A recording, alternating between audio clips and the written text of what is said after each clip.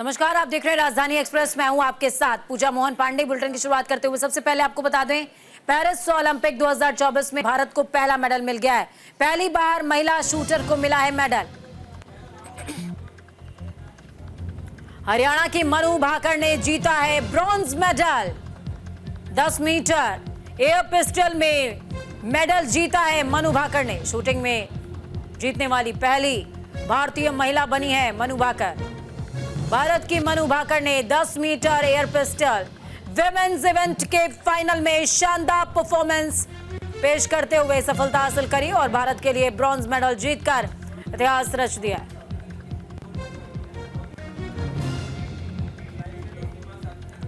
Paris Olympic में मनु ने भारत को पहला मेडल दिलाया है। आपको बता दें कि भाकर अपने शानदार प्रदर्शन से 3 साल पहले टोक्यो ओलंपिक की निराशा को पीछे छोड़ने में सफल रही हैं। टोक्यो में पिस्टल में खराबी की वजह से उनका अभियान आगे नहीं बढ़ पाया था, जिससे वो भावुक हो गई थी।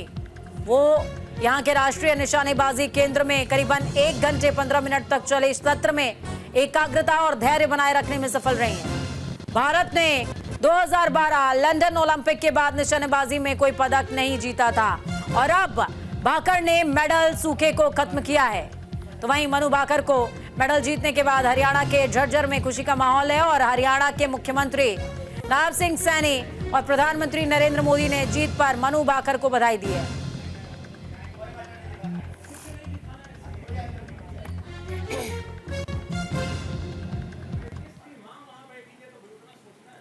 दो तस्वीरें आपको दिखा रहे हैं। फरीदाबाद की तस्वीर देखिए और मनु भाकर ने जब ब्रॉन्ज जीता था उस दौरान की तस्वीर देखिए।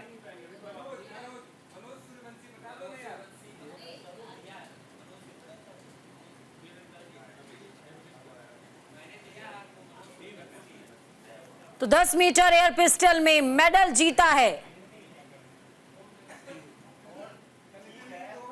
शूटिंग में मेडल दिलाने वाली पहली महिला निशानेबाज बन गई है मनु।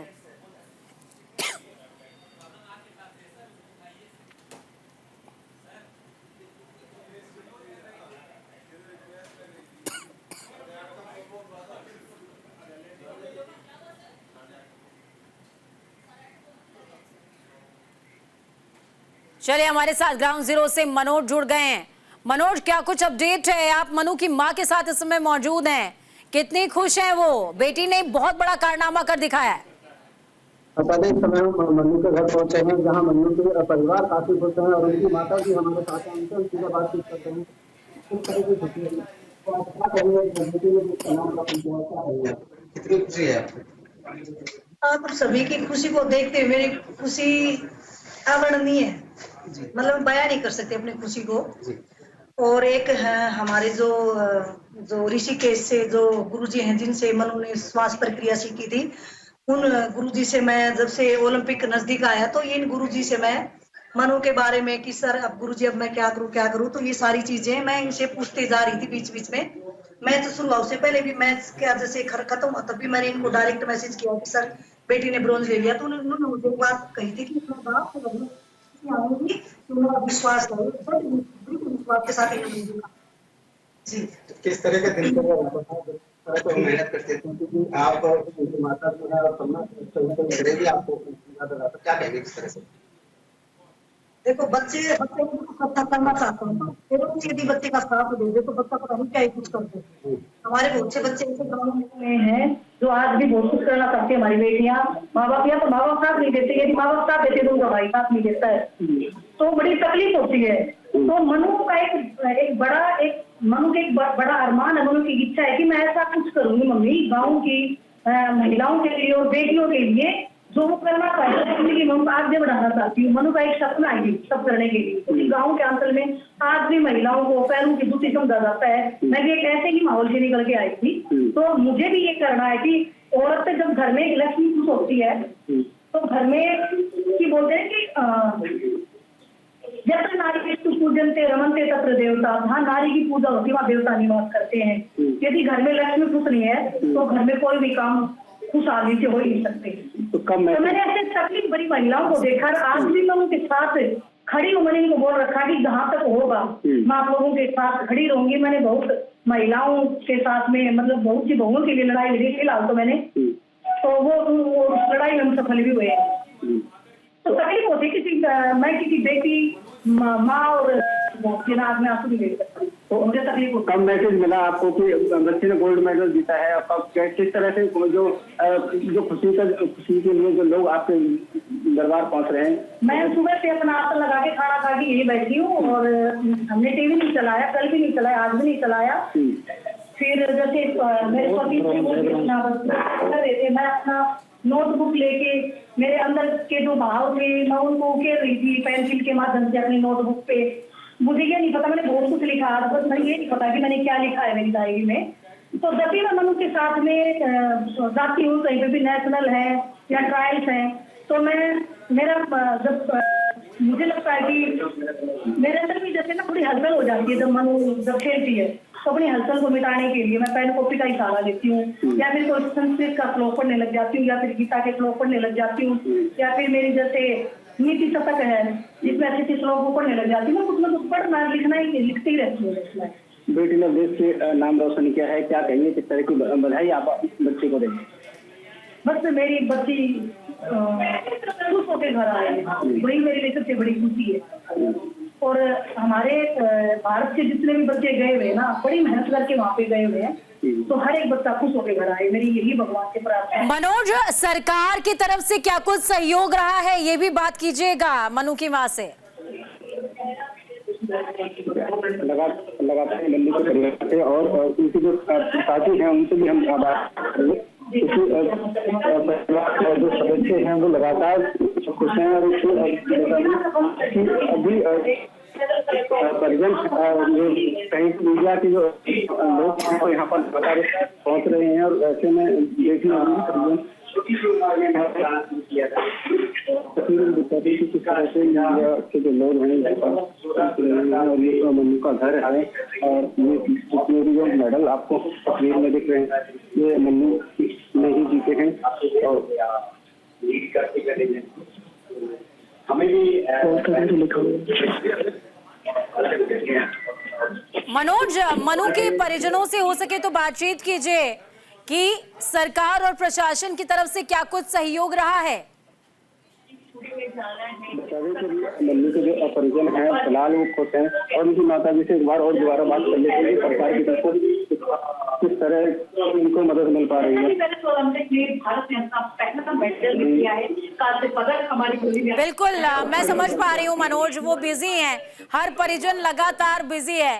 देखिए, खुशी जब दहलीज पर दस्तक देती है तो यूं ही देती है कि एकदम आंचल भर देती है। तो मनु ने खुशी से आंचल भर दिया है इस समय हिंदुस्तान का, और उनके परिजनों का साफ तौर पर कहना है यत्र नारेस्तु पर्जन्ते रमन्ते तत्र देवता, यानी कि जहां पर नारी की पूजा होती है वहां पर देवता निवास करते हैं। इस बीच तस्वीरें देखिए, मनु की ये एक एक तस्वीर उनकी सफलता की सीढ़ियों की बानगी है, बयां कर रही है कि किस तरीके से छोटे छोटे कदम मनु ने आगे बढ़ाए और आज वो हिंदुस्तान का मान बन गए हैं। मनोज, उनके परिजनों से हो सके तो बातचीत कीजिए कि प्रशासन और सरकार का क्या सहयोग रहा मनु की सफलता में। परिवार के साथ करिए, परिवार अभी थोड़ा सा गोल्ड मेडल है वो उन्होंने उनके घर पर लगे हुए तमाम जो मेडल हैं वो मनु की बता दें। जिस तरह से परिवार ने कहा है कि जो दिनचर्या थी वो काफी, और जो उनकी माता की समाज के बात की उन्होंने बताया कि लगातार वो मेहनत करती रहती थी, और उनकी माता भी भगवान से प्रार्थना करती थी कि जो बच्ची जिस तरह से मेहनत कर रही है वो शायद देश का नाम रोशन कर पाएगी, पर उनका जो सपना है वो साकार हो जाएगा। और भी कुछ लोग हैं उनसे जान लेते हैं, क्या कहिए किस तरह की सफलता हासिल की है, क्या कहिए? ये बहुत ही बेहतरीन होता है कर रहे थे कि मनु आगे भी है और हम लोग कर रहे हैं कि मनु आगे बोल सके और पूरे देश के साथ साथ कि वो ज्यादा से ज्यादा सरकार जो है, प्रशासन की तरफ से क्या कुछ मदद मिल पाई या अपने सहयोग से ही आगे बढ़ी? बहुत अच्छी मदद मिली है और बहुत अच्छा इंस्पिरेशन रहा है प्रधानमंत्री जी का, और पूरी जो इस तरह से खेल को आगे बढ़ाया गया है उसका रिजल्ट देख रहे हैं आज ओलंपिक। जबकि पहले हालत ये होती थी कि पूरा का पूरा ओलंपिक जाती थी और खाली हाथ वापस हमारी पूंजी बड़ी हो रही है, हमारे मेडल भी बढ़ रहे हैं और हमारे सबके लिए पूरी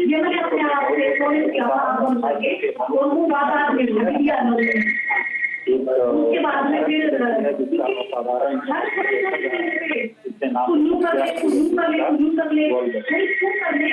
सरकार किस तरह से परिवार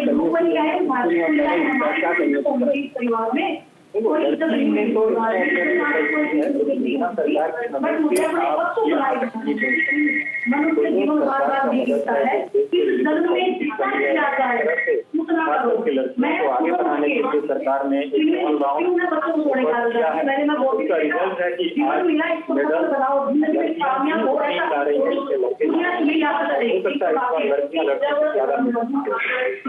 परिवार के सदस्य हैं जो कह रहे हैं कि सरकार की तरफ से काफी जो मदद है वो परिवार को लेकर अब जो मजबूर साधारण परिवार के अब जो भारत का के साथ साथ जो पूरे देश का जो नाम है वो रोशन कर रहे हैं। परिवार के सदस्यों में काफी खुशी का जो माहौल है वो किया जा रहा है और लोग आसपास के जो लोग हैं यहाँ पर पहुँच रहे हैं और लगातार। बिल्कुल मनोज, परिवार वालों में साफ तौर पर खुशी नजर आ रही है और ये क्षण भी है खुशी का। बहुत शुक्रिया हमारे साथ जुड़ने के लिए, अहम जानकारी, अहम तस्वीरें, अहम भाव साझा करने के लिए, क्योंकि ये भाव सिर्फ मनु की मां के नहीं बल्कि आज पूरे देश के हैं।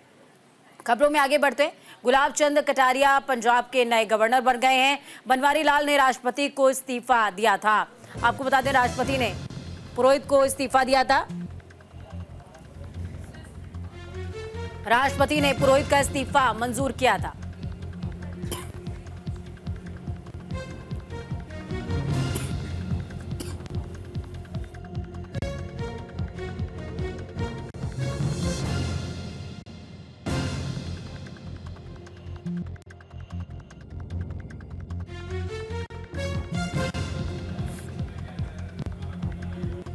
सीएम भगवंत मान के साथ पुरोहित का विवाद चल रहा था।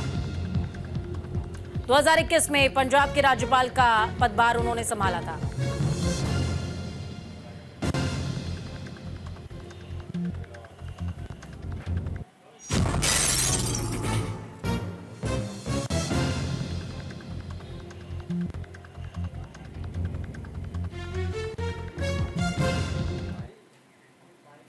पंजाब स्वास्थ्य विभाग को मिले हैं 58 नए एम्बुलेंसेस। बड़ी अपडेट आपको बता रहे हैं। सीएम भगवंत मान ने हरी झंडी दिखाकर रवाना किया। 15 मिनट में ग्रामीण क्षेत्रों में पहुंचेंगे एम्बुलेंस। आधुनिक सुविधाओं से लैस हैं सभी एम्बुलेंसेस।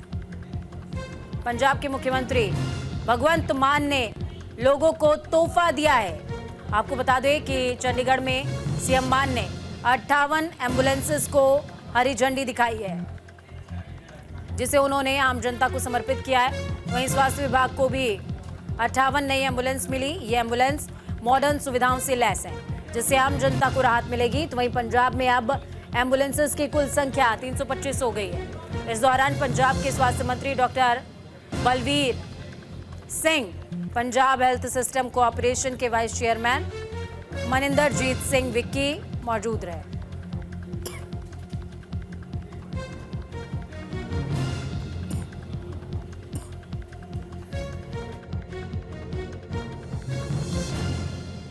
इस साल एंबूलेंसा द्वारा 1,01,953 ਜਿਹੜੇ ਮਰੀਜ਼ ਨੇ ਉਹਨਾਂ ਨੂੰ ਸੇਵਾਵਾਂ ਦਿੱਤੀਆਂ ਜੀ। ਜੋ 10,737 ਹਾਰਟ ਪੇਸ਼ੈਂਟ ਸੀਗੇ, ਇਮੀਡੀਏਟਲੀ ਉਹਨਾਂ ਨੂੰ ਹਸਪੀਟਲ ਲੈ ਕੇ ਗਏ। 28,540 ਪ੍ਰੈਗਨੈਂਟ ਲੇਡੀਜ਼ ਨੂੰ ਡਿਲੀਵਰੀ ਲਈ ਹਸਪੀਟਲ ਲੈ ਕੇ ਗਏ, ਜਿਹਦੇ ਚੋਂ 80 ਡਿਲੀਵਰੀ ਐਂਬੂਲੈਂਸ ਦੇ ਵਿੱਚ ਹੀ ਹੋਈਆਂ। ਸਕਸੈਸਫੁਲ ਡਿਲੀਵਰੀਜ਼ ਹੋਈਆਂ ਐਂਬੂਲੈਂਸ, ਕਿਉਂਕਿ ਸਭ ਸਮਾਨ ਹੈਗਾ ਉੱਥੇ। ਤਾਂ ਅਸੀਂ ਪੰਜਾਬ ਨੂੰ ਹੈਲਥ ਦੇ ਮਾਮਲੇ 'ਚ ਨੰਬਰ 1 ਬਣਾਉਣਾ ਹੈ। ਇਹ ਸਾਡਾ ਮਿਸ਼ਨ ਹੈ। ਇਸ ਸਾਲ ਐਂਬੂਲੈਂਸਾਂ ਦੁਆਰਾ 1,01,953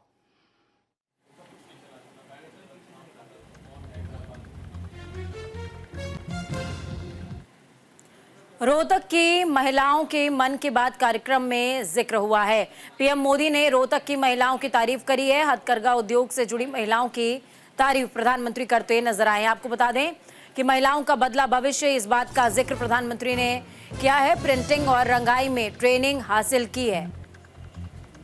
तो प्रधानमंत्री नरेंद्र मोदी ने अपने मन की बात कार्यक्रम के 112वें एपिसोड में रोहतक की महिलाओं का जिक्र किया। प्रधानमंत्री नरेंद्र मोदी ने आज देशवासियों से मन की बात की। इस बार उनके संबोधन में हरियाणा के रोहतक का भी जिक्र किया गया है। पीएम ने रोहतक के हथकरघा उद्योग से जुड़ी महिलाओं की सराहना करते हुए अपने संबोधन के दौरान रंगों की बात की है।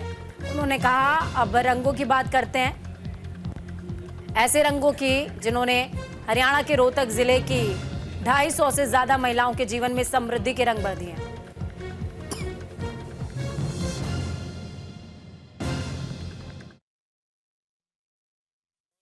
मन की बात में अब बात रंगों की, ऐसे रंगों की जिन्होंने हरियाणा के रोहतक जिले की 250 से ज्यादा महिलाओं के जीवन में समृद्धि के रंग भर दिए हैं।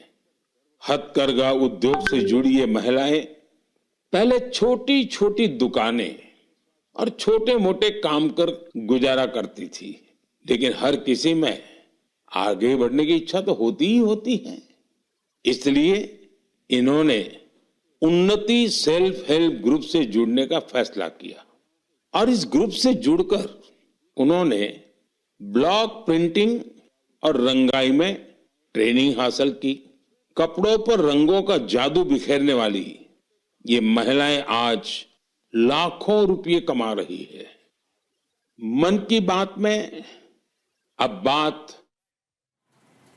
तो वहीं दूसरी तरफ पंजाब में अंतर्राष्ट्रीय ड्रग नेटवर्क का भंडाफोड़ हुआ है। 1 करोड़ रुपए कैश सहित 2 लोगों को गिरफ्तार किया गया। यूरोप से लेकर पाकिस्तान तक जुड़े हैं ड्रग के तार।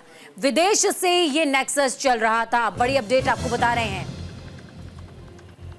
राज्य विशेष ऑपरेशन सेल यानी कि SSOC और पंजाब पुलिस की तरफ से एक बड़ी कार्रवाई की गई। आपको बताते चले कि पंजाब में पुलिस ने एक बड़े इंटरनेशनल ड्रग रैकेट का भंडाफोड़ किया है। पंजाब पुलिस ने इस मामले को लेकर कहा कि उसने 2 लोगों की गिरफ्तारी के साथ एक अंतर्राष्ट्रीय ड्रग नेटवर्क का पर्दाफाश किया और 1 करोड़ रुपए से ज्यादा कैश भी बरामद किया। तो वहीं पंजाब के पुलिस महानिदेशक गौरव यादव ने कहा, आरोपी विदेश स्थित 2 ड्रग तस्करों के लिए काम किया करते थे और इन्हें एक खुफिया ऑपरेशन में पंजाब पुलिस ने अंतर्राष्ट्रीय ड्रग नेटवर्क का भंडाफोड़ किया। इतना ही नहीं, पंजाब पुलिस एक्स पर एक पोस्ट के जरिए बताती नजर आई कि 1 करोड़ रुपए से ज्यादा कैश भी बरामद किया गया है और विदेश में बैठे बड़े ड्रग तस्कर गुरजंत सिंह भोलू और किंडरबीर सिंह उर्फ सनी दयाल के 2 गुर्गों को भी गिरफ्तार किया गया है।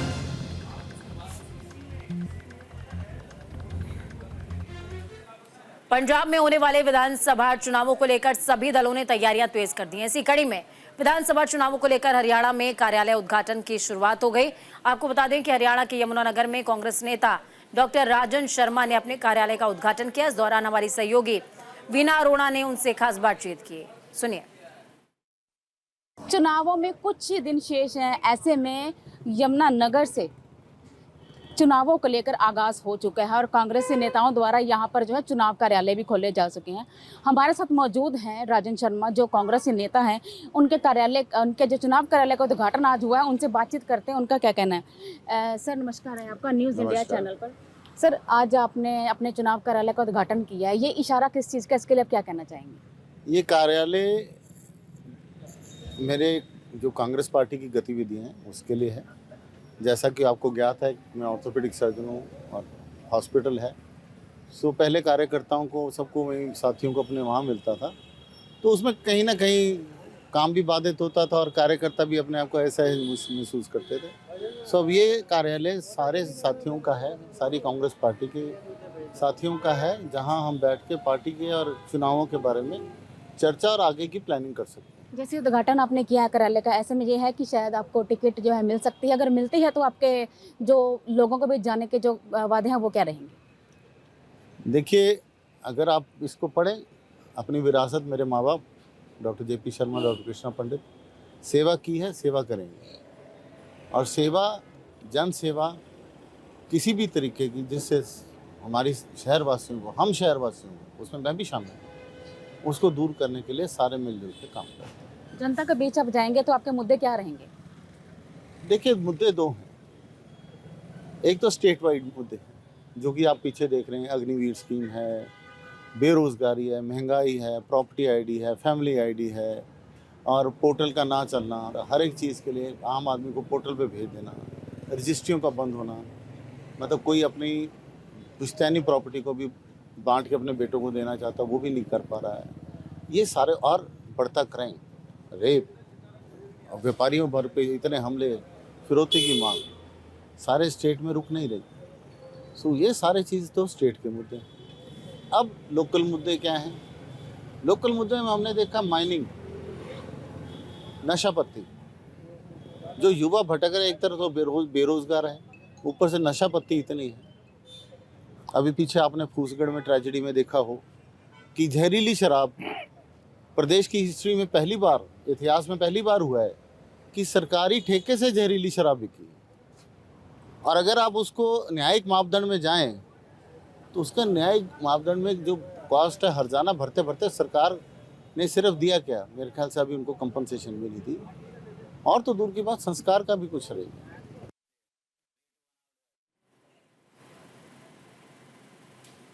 हरिद्वार से शिव भक्त गंगा जल लेकर शिवलिंग पर चढ़ाने के लिए अपने अपने गंतव्य की ओर चल रहे हैं। ऐसे में हरियाणा और उत्तर प्रदेश के बॉर्डर से यमुनानगर होते हुए शिव भक्त कांवड़ लेकर हरियाणा के कई जिलों से होकर पंजाब, चंडीगढ़ और हिमाचल की ओर जा रहे हैं। हरियाणा के कालानौर बॉर्डर पर श्रद्धालुओं का तांता लगा हुआ है। ऐसे में भारी संख्या में पुलिस ट्रैफिक को कंट्रोल करते हुए कांवड़ियों को उनके सुगम रास्ते से आगे भेज रही है। कांवड़ियों को कोई परेशानी ना हो, इसके लिए यमुनानगर प्रशासन ने काफी पुख्ता प्रबंध भी किए हुए हैं। भोले 25 तारीख को जल भरा था और आज 27 हो गया है, यमुनानगर के नेड़े लग चुके हैं और 1 तारीख को वहाँ पहुँचना है। लीटर भोले जल है, कम से कम वेट होगा 42 लीटर के करीब वेट होगा इसका। पूरा जत्था उठा रहा। बोले एक हमारी विशाल कावड़ आगे चल रही है और एक हमारी ये है बोले कहने वाली मन्नत। बोले यही है बस, घर के अंदर सुख शांति वगैरह और सब कुछ अच्छा चलता रहे, बस यही मांगा बोले।